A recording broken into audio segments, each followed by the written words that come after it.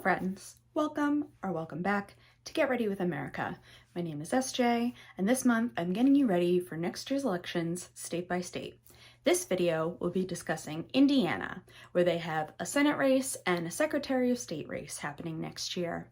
My eye look will be inspired by the colors of the Indiana state flag, which are also the colors of the Indiana Pacers and honorary alumnus of Lil Sebastian, Notre Dame University, which is in Indiana. If you want to watch any other 2022 state preview videos, I'll have my Votemas playlist linked down below, where you'll also find links to more info about the elections in Indiana. Standard disclaimer, this video was filmed and posted in December 2021. I hope the vast majority of the information I'm sharing will still be relevant whenever you're watching this up to the state's primary date, but seeing as not all states have finished their redistricting maps, not all incumbents have announced their intentions, something in this video could be outdated at this point.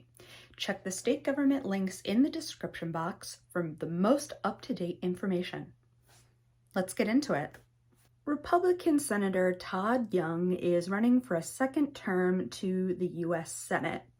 He has a challenger in the primary and several folks competing for the Democratic nomination, but he's most likely to hang on to this one. The state has 9 House districts, 2 Democrats and 7 Republicans. Not every incumbent has announced their intentions, but everything is likely to stay as it is, though a lot of people seem to be gunning for Rep. Trey Hollingsworth in the 9th District. The district includes Bloomington and Jefferson, a suburb of Louisville, so I don't know if there's been a big shift in the population's politics. Everyone predicts it'll stay red, but I guess we'll see what happens. The largest statewide race in Indiana this year is for Secretary of State. Republican Holly Sullivan was just appointed to the role in March and is running for a full term.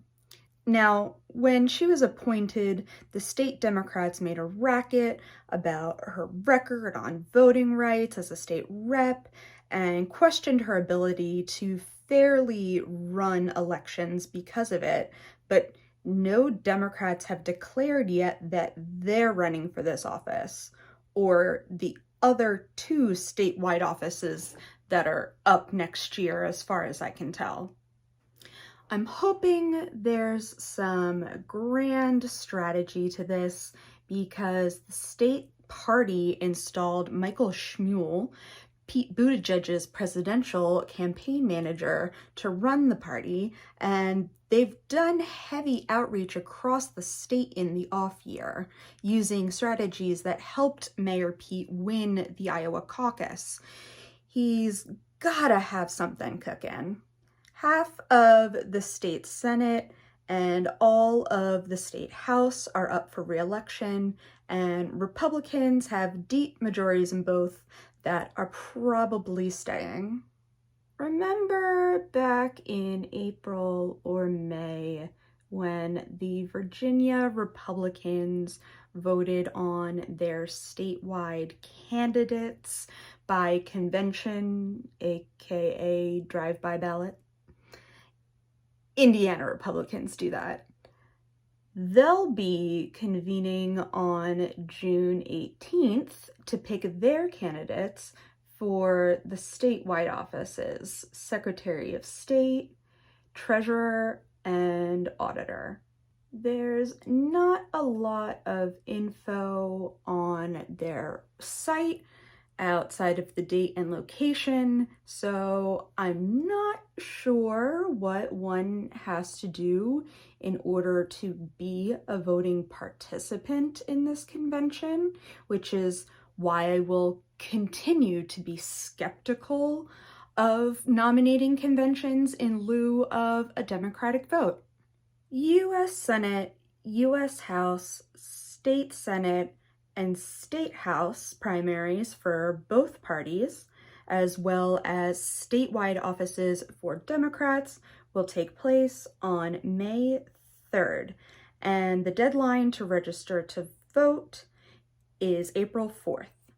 Those convicted of a felony can vote upon their release from incarceration, and 17-year-olds can register and vote in the primary if they'll be 18 for the general.